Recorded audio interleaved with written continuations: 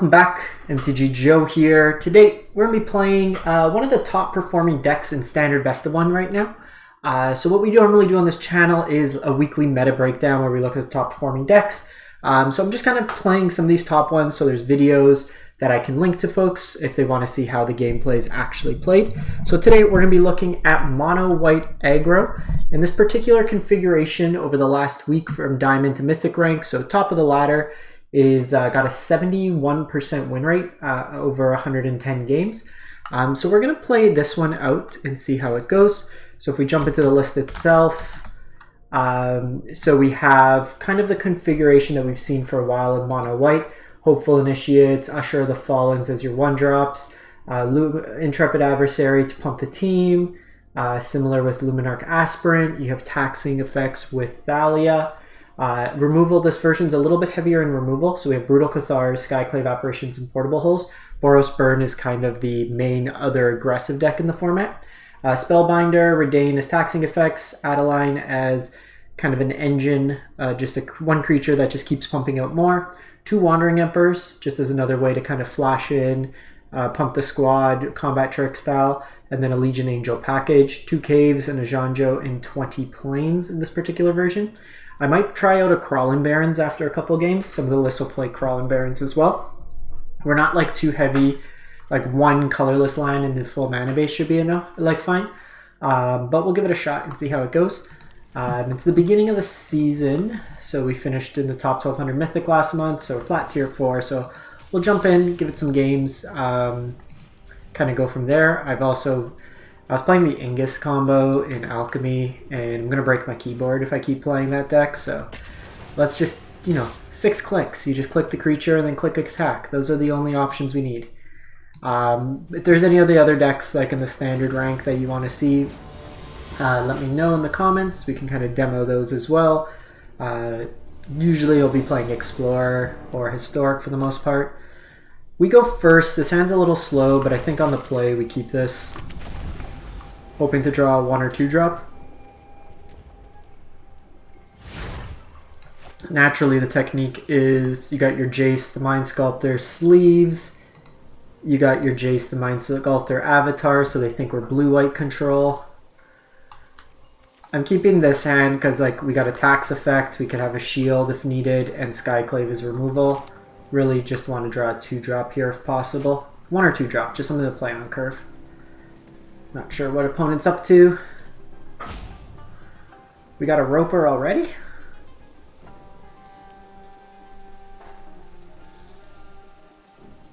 Come on.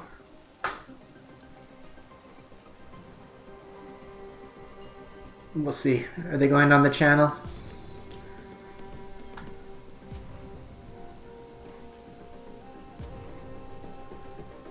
Let's go. Disconnect. Thalia is perfect. So it's probably the mirror. You got the net deck planes. The proper planes for any mono white deck imported. Alright, so this one looks like opponent disconnected. We'll take the free win. We're trying to get up to Diamond at least today, so see how it goes. Okay, so there's Boros. So I think here information goes a long way. They can't burn here. Okay, so they are this deck. Yeah, they're just going to concede the Boros deck. They had to discard their planes, which screwed up their curve. They have 2 burn spells there, but we can just tax one of their creatures. If they want to spend their turn hitting us there, we just throw Redain down even on the shield side, but we're kind of ahead there, so first one out of the way. I think with that hand they had 2 Thundering Rebukes, so taking 1 doesn't really do much there. I guess it could, because they can't play it on 2 anyways, and the next one they're not playing till turn 4 or 5. So that's another way to kind of look at it that way. This hand's good. So I generally like leading. I think I'm going to go Hopeful Initiate here, because my play 2 is likely Thalia, and then Thalia can level this up through training.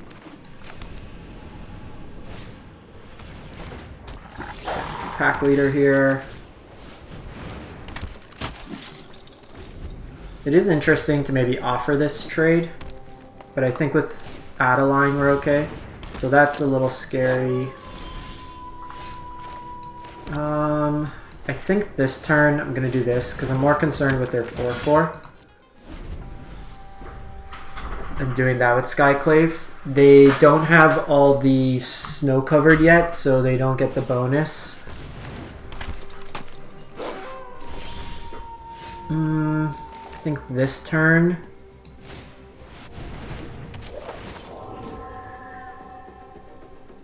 I'll eat one of these.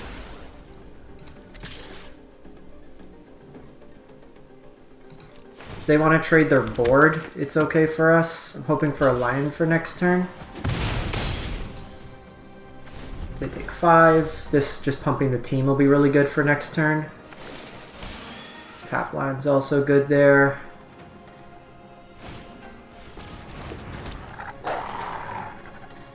It's a little worse because like I don't necessarily want to trade my Adeline. That's nice.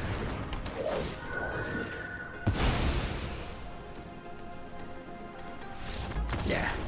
And the heavier removal version, we see it being a little bit better. If we, I guess in both cases, if we had,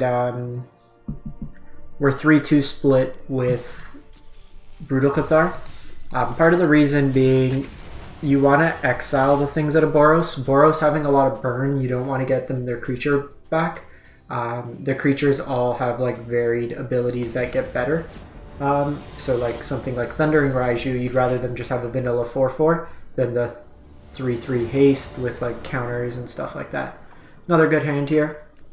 Go Initiate into Initiate Usher. Also have Portable Hole option here.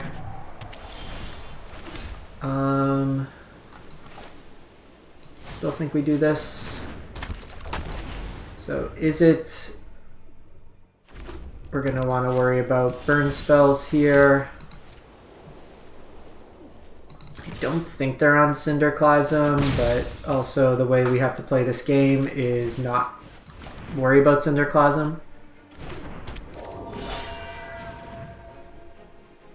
So I played this first to go around Jawari Disruption if they might have it. So they're on a dragon, Goldspan Dragon version, so they're likely going to have less in terms of sweepers. They might have a burn down the house, but typically this over like an Abrade, so it could. This is probably Hinata version.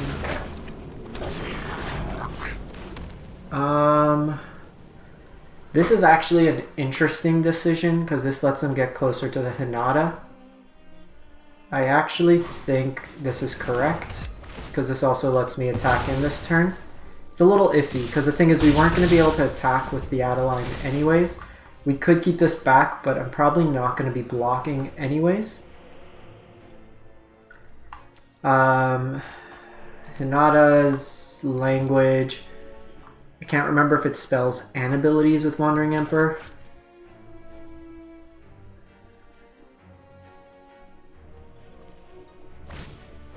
Okay, Bankbuster's good.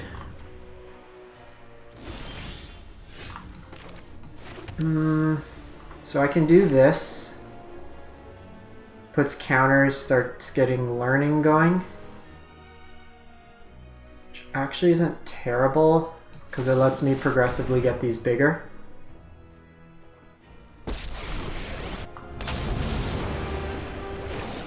Get it out of like burn range. Coming off.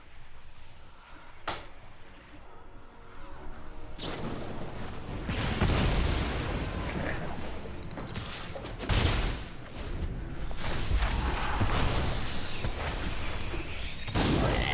Don't have the removal for this, which is a little scary. They can't crew Bankbuster yet.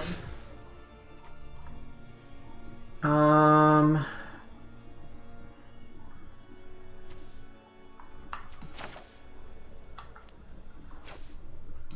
think this turn we're still doing this. They're kind of struggling for mana.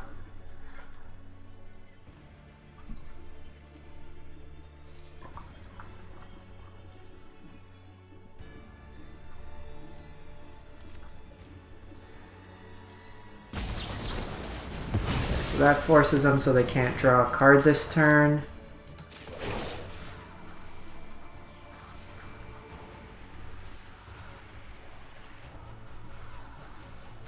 I think we still do this. I have got new moves to teach. Because I can start just using the mana to take counters off to destroy either the Fable or this Bank Buster.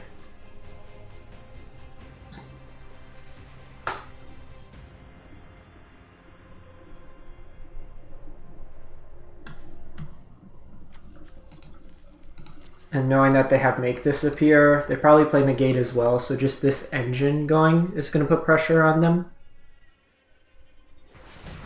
Like, they're only at 14. We don't have the fastest clock, but...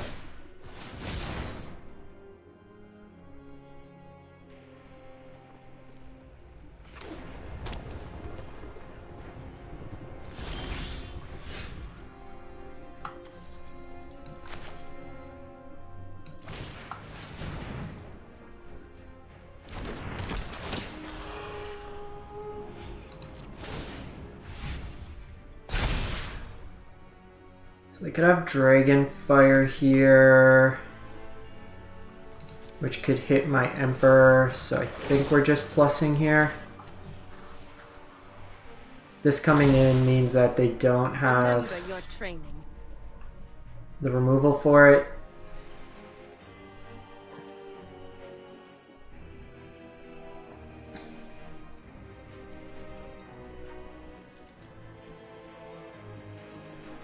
Next turn I could Wandering Emperor, put the counters on the adversary to get the learning here.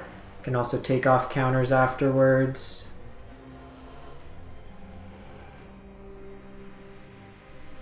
Because they're still a mana short, so they could Goldspan Dragon and they make a copy of, say, Goldspan Dragon, but I can flash in this Wandering Emperor to exile the Goldspan.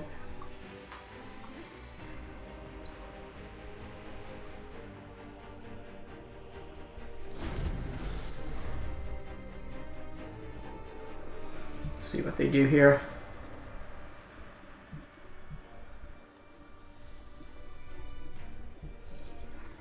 They just like drop Hinata, it's pretty good.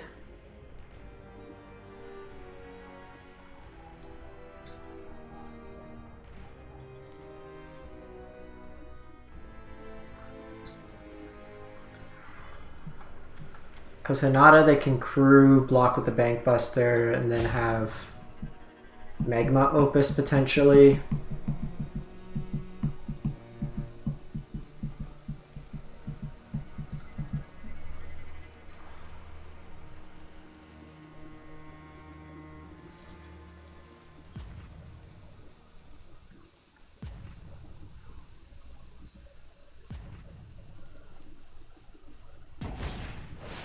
Okay, so they go Hinata. Thalia is actually interesting.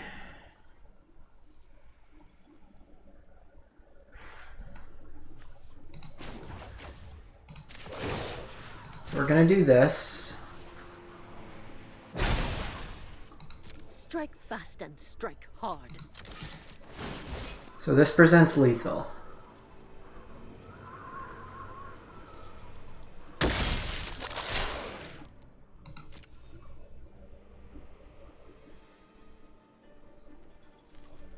So they can block with the Bank Buster. I did the first strike here because then it can trade in combat.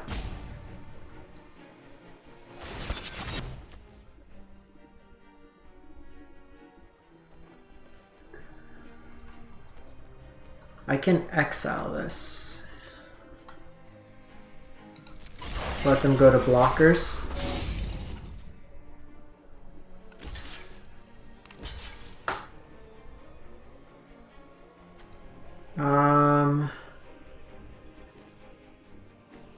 Taking Kiki off the battlefield's probably best.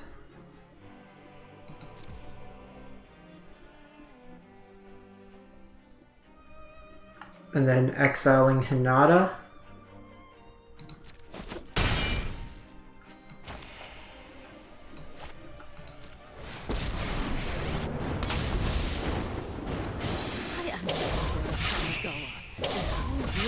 protect my people. You are not Because now they need a creature, so they can play Hinata Crew and do that, but then they're dead. The only downside is now this is exposed to something like a Dragonfire.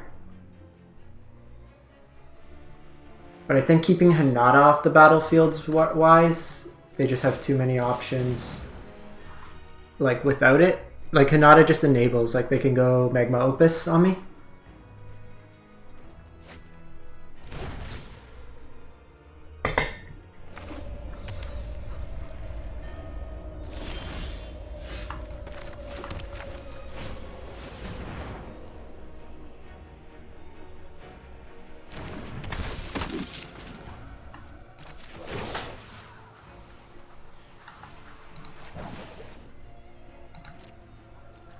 So I'm doing this.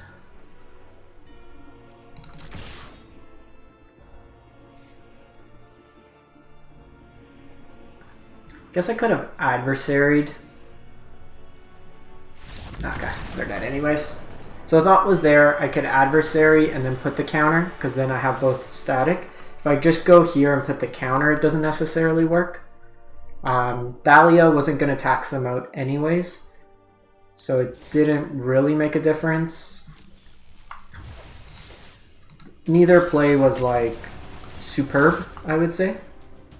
But I think we had it. We were basically just like, do you have removal? And that's like where we want to be in this matchup. Taking out the Hinata there really limited what they can do. This hand looks good. Anytime you can kind of go Usher into Luminarch, I think it's good. We also have the ability to Portable Hole if needed on like an opponent's Luminarch, for example. Prefer this hand on the play, but on the draw we have an opportunity to find another land as well.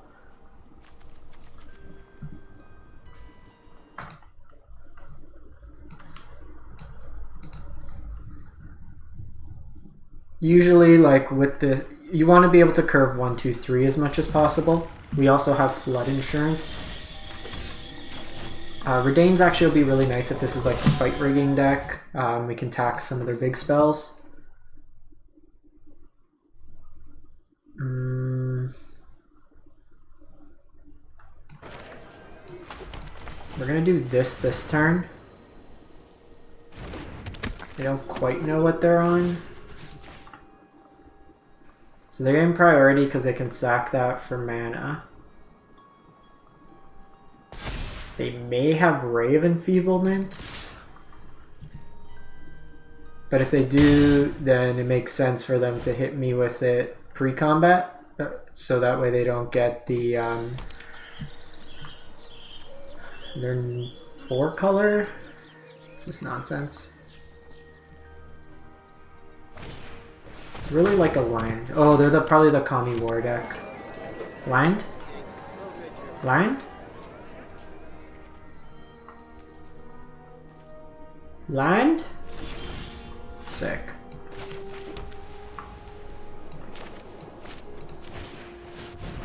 So Redain's really good here, just being able to tax. I guess I should have done this post-combat.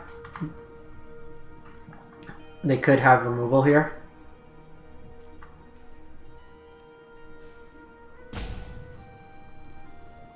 And with the removal, they're going to now want to do it on the Redain. Mind you, they will have to sack 2 of their treasures.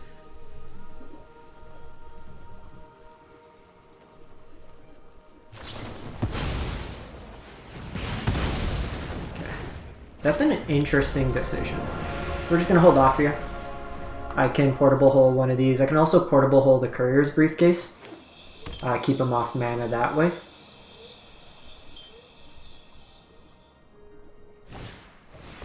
Shigeki. A couple decisions here, but I think all things considered...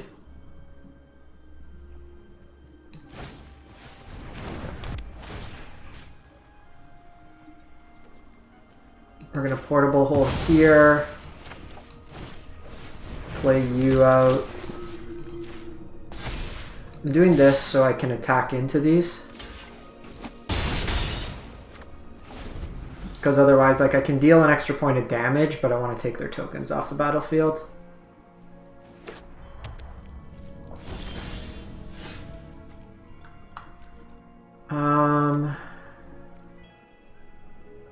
So I can push in more damage. I actually think this turn...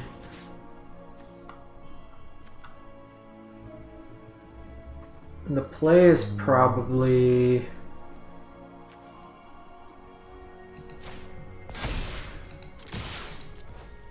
just make a token with Usher. No sense in committing more into Meat Hook. I can't play around the Meat Hook right now. Actually, I could. There's the tax effect. Forgot about that. This makes it cost 2 more. So I should have put the counter on Redain. Because it'd be 1, 2, 1, 2, and they can do it for 3. Yeah, I should have put the counter on Redain. Or Usher.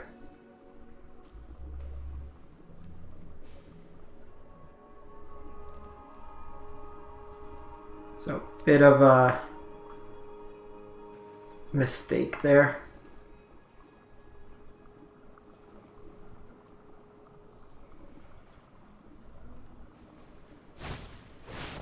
Chariot's fine.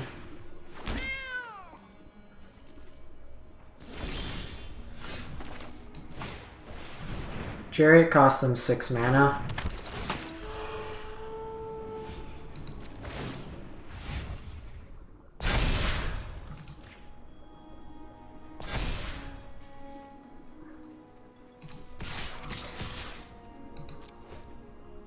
So I'm willing to trade 1 for 1 here.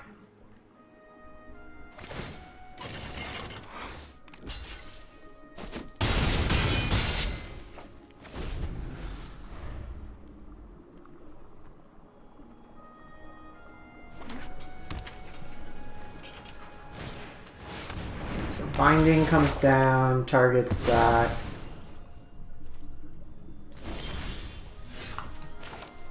So they're in top deck mode, as are we.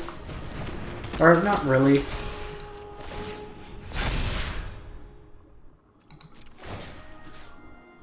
So we do this, they block, they basically have to single block both of these now. So we get 3 damage in. Again, we have lethal on board. Committing these doesn't do anything. They need Meat Hook. Or like Doomscar or something like that. They draw 3 cards.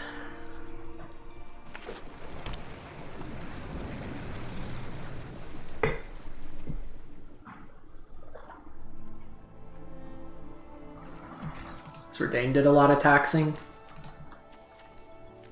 I still think they made a mistake there.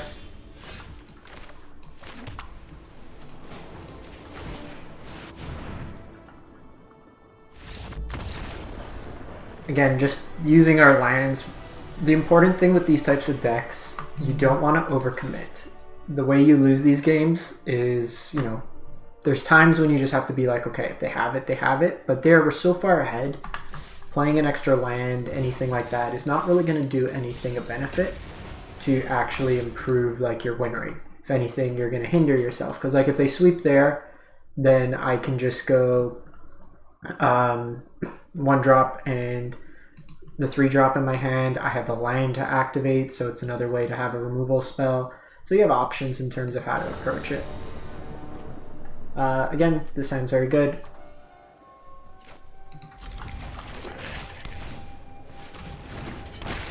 So, given this hand, I'm actually going to start with this. This turns off Deadly Dispute. It also, like, I can't trade with it well. So here,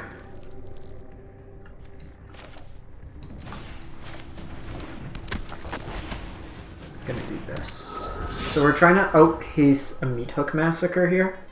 And the reason we're doing this is because they could have meat hooked for 1. So they could still have the Deadly Dispute line.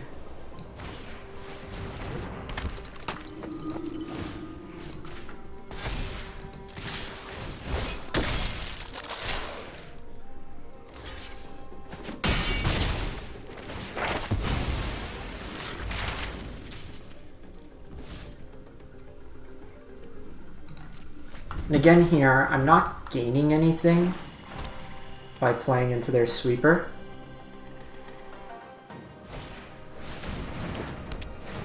So now let's play it safe.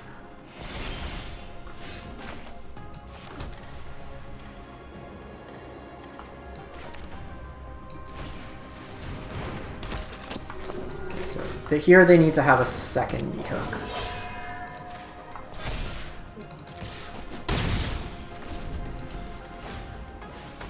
Which is unlikely. So now we're playing the game of if they have it, they have it.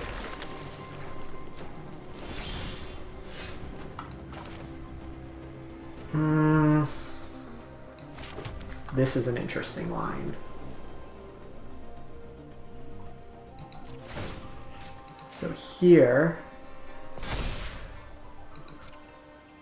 I'm going to use this as a way to protect my Luminarch. That's an interesting one.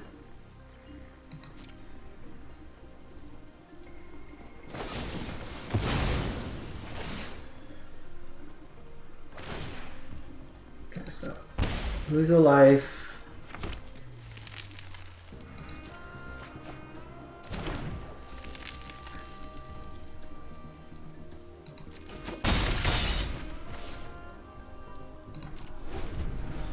They could have blood on the snow here, so we're not going to do that.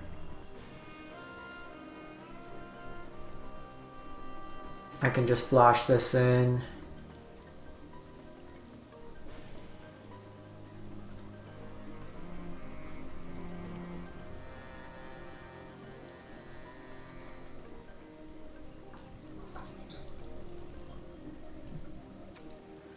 I think we make a token. Okay, that's fine. Okay, that's scary.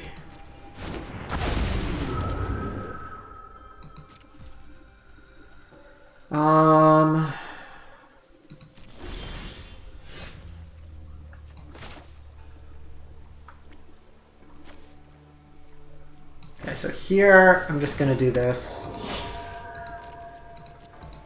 I want to bait them into attacking.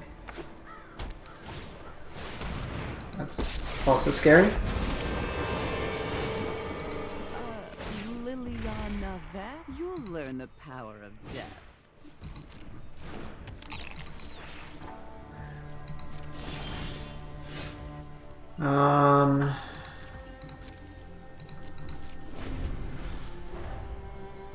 I'm not in a good spot here.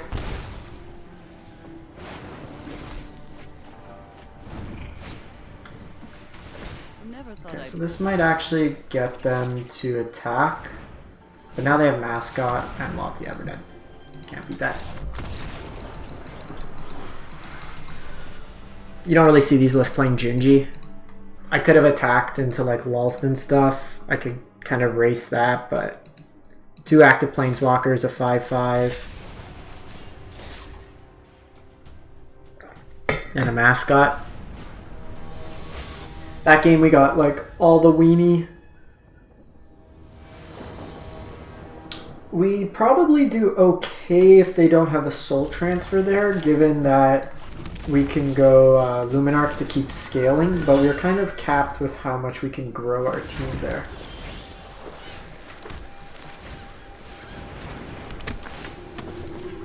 So, one trick to Luminarch's a threat on its own that they naturally want to get rid of, so you want to try to diversify your effects. So that is going to be a Doomscar. So we are going to just not commit more to the board here.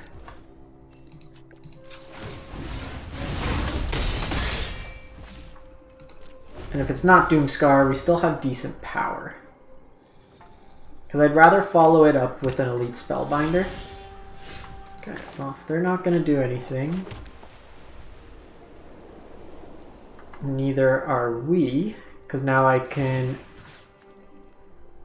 end step Wandering Emperor.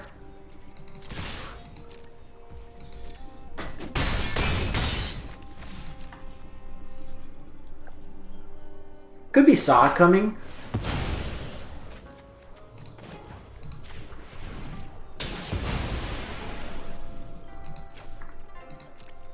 Like, we didn't know they were just going to Field of Ruin me. But this is like the safest line. They basically have to do something or they're dead.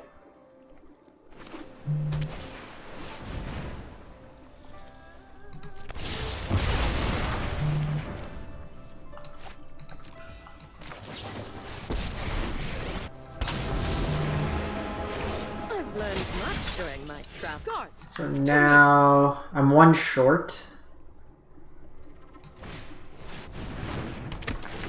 So let me try to take a sweeper out. Yeah.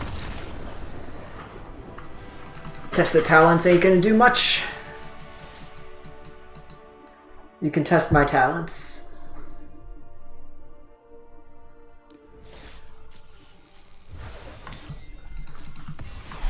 What'd you get? A Slaughter Specialist. Give us one more. I think we're 5-1 with the deck. Lost to mono black, which most of the mono black times, like that matchup's going to be meat hook or bust. 5-1, yeah. Good overall rating. The mono black matchup's pretty tough. They have the cheap creatures early. Opponent goes first. This on 2's not the greatest, but paired with like Brutal Cathar, we might be able to do something.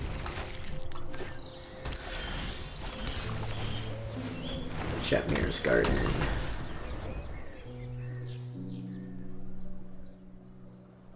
Really want to land.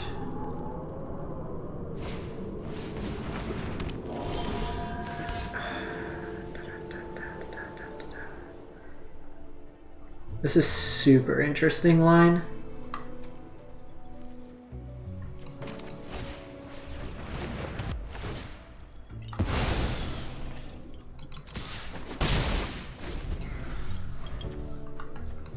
You gotta take that off. The thing is, it can get lifelink and stuff. It's not as mana efficient, but I'd rather use this with a pump. Next turn, I got 3 options I can go with. So the Redain does tax Showdown of the Scalds. I do have Brutal Cathar to hit another one of their creatures if needed. We have some options there. They typically don't play much removal, so this Brutal Cathar can get some value.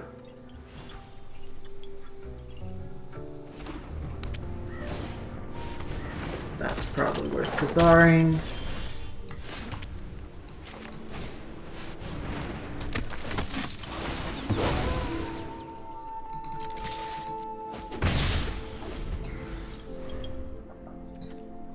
I do have Redain's Shield, which doesn't do too much in this matchup. I'm probably better off with the God. At least it gives me an evasive threat. Next turn's probably going to be... Okay, so they're just showdowning this turn. They have Runeforge. So I could pump through some damage. I do have Redain. So next turn's likely going to be an Ajanjo turn.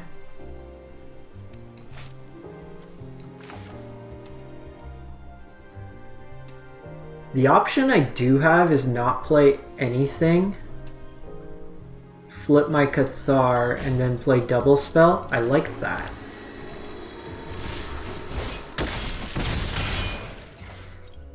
Kind of an unorthodox play. Like, while we can push more damage, I need to take this off the battlefield. Runes doesn't do much. Now, we get punished here if they do play some number of like... what's it called? The 2-mana XL creature 3 or more.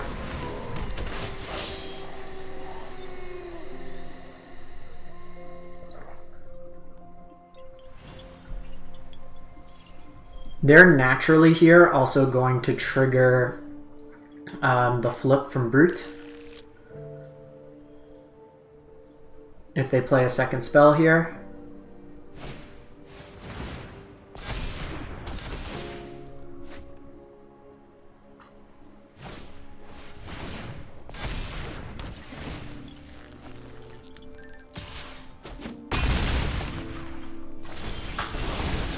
We exile here.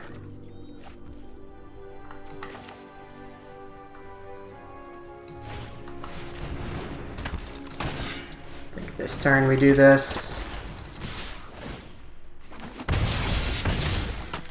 I will be able to also trigger the lessons here, or the initiates, so we're able to tax them. So taking a slower approach, like just because you're mono white aggro, sometimes you can play a little bit more controlling. Okay, so they go Bezeju, they get some Kami back. That could be scary.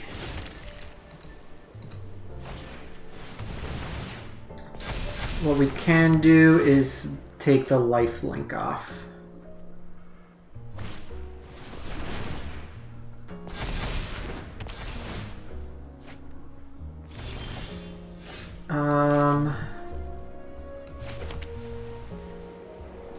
If I do no spell this turn, so if I take off this, there's still a 7/7.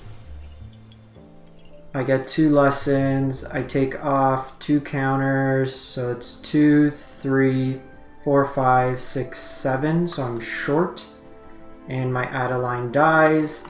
If I do this, I can do 2 pumps.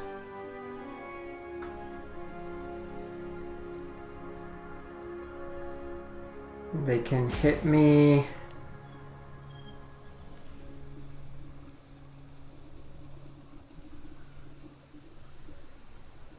I'm short here. I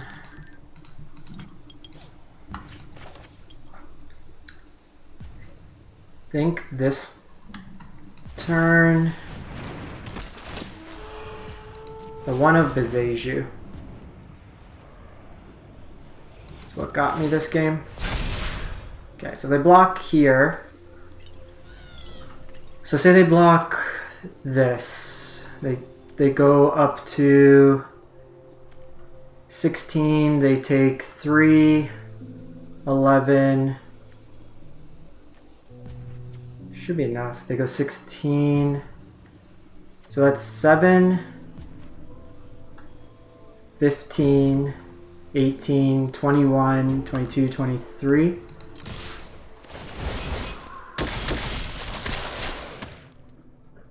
They have to block Adeline here. They're still dead. Okay. Maths. Maths.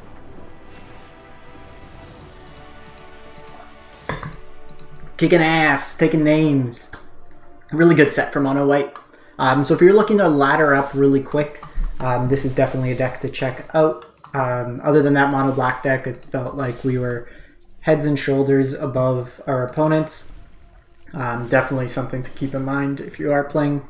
The Watering Emperor came in really clutch there, and I like the selection of taxing and just like removal spells in there as well. In any case, thanks for watching. Hope you have a great one, and stay safe out there.